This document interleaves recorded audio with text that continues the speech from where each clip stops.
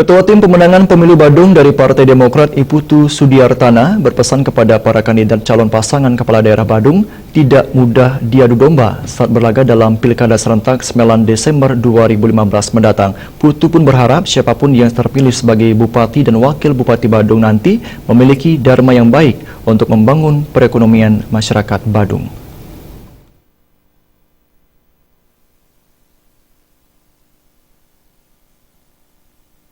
Pilkada serentak 9 Desember 2015 tinggal 3 bulan lagi. Kabupaten Badung, Provinsi Bali, menjadi salah satu kabupaten yang turut serta meramaikan pilkada serentak dan telah melahirkan 2 pasangan calon atau paslon, yakni pasangan calon Inyoman Giri Prasta dengan Iketut Suyasa dan pasangan calon Imade Sudiana berpasangan dengan Inyoman Sutrisna. Ketua Tim Pemenangan Pemilu Badung dari Partai Demokrat untuk pasangan calon Imade Sudiana, Inyoman Sutrisna, Iputu Sudiartana, berpesan agar kedua pasangan calon jangan sampai diadu domba oleh pihak-pihak tertentu yang ingin mengacaukan Pilkada Kabupaten Badung.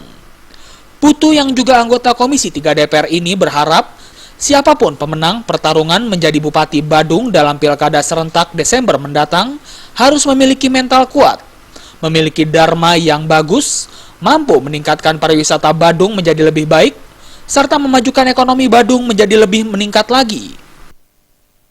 Ya, siapapun yang menang ya, untuk menjadi Bupati Badung, ya tetap menjaga keamanan, ketertiban masyarakat Badung. Jangan sampai diadu domba nanti, karena Pak Giri sama Pak Sudiano kan kader-kader terbaik untuk masyarakat Badung. Silahkan saja, siapa yang bagus karmanya, ya itu yang terpilih. Ya, itu aja. Karena Badung kan sudah di atas rata-rata masyarakatnya.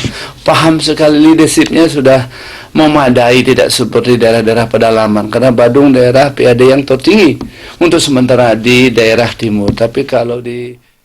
Dari Jakarta, Maria Magdalena dan Muhammad Ibrahim melaporkan.